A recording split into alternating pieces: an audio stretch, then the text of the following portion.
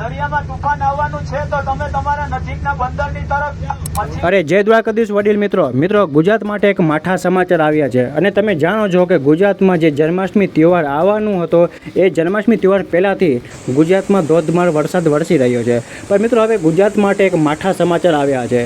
તમે વિડીયોમાં આગળ જોયું કે ઇન્ડિયન કોસ્ટ ગાર્ડ હેલિકોપ્ટરથી વોર્નિંગ આપી રહી હતી દરિયામાં માછીમારોને, એવું કહી રહી હતી કે તમે તમારી સુરક્ષિત જગ્યા પર વયા જાઓ કેમ કે ગુજરાતમાં વાવાઝોડા આવવાની સંભાવના છે। હા મિત્રો, ગુજરાતમાં વાવાઝોડું આવવાની સંભાવના છે, નહીં વાવાઝોડું કોઈ દરિયામાંથી નથી આવવાનું। મિત્રો તમે વિડીયોમાં બન્યા રહેજો, હું તમને આ વિડીયોમાં પૂરી જાણકારી આપીશ। વિડીયો તમે પૂરો જોશો તો તમને પૂરી જાણકારી મળશે, બાકી તમને અધૂરી જાણકારી મળશે। હવે મિત્રો જે વાવાઝોડું આવવાનું છે એ દરિયામાંથી નથી આવવાનું કેમ કે મિત્રો તમે જાણો છો કે જે ગુજરાતમાં વરસાદ વરસી રહ્યો છે તે વરસાદની સિસ્ટમ બંગાળની ખાડીમાં બની હતી અને સિસ્ટમ આગળ વધી હતી અને ગુજરાતમાં ત્યાં તમે જાણો છો કે ધોધમાર વરસાદ વરસી રહ્યો છે। હવે મિત્રો વાવાઝોડાની વાત કરીએ સાયક્લોનની, તો એ સાયક્લોન મધ્યપ્રદેશ અને રાજસ્થાનની બોર્ડર ઉપર બનવાનું છે એવું તંત્ર કહી રહ્યું છે, ન્યૂઝમાં એવી જાણકારી મળે છે।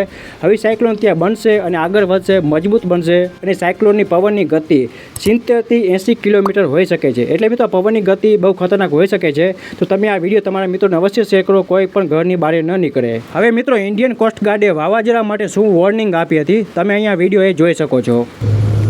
ગુજરાતમાં મચ્છીમાર ભાઈઓ, દરિયામાં તુફાન આવવાની સંભાવના છે।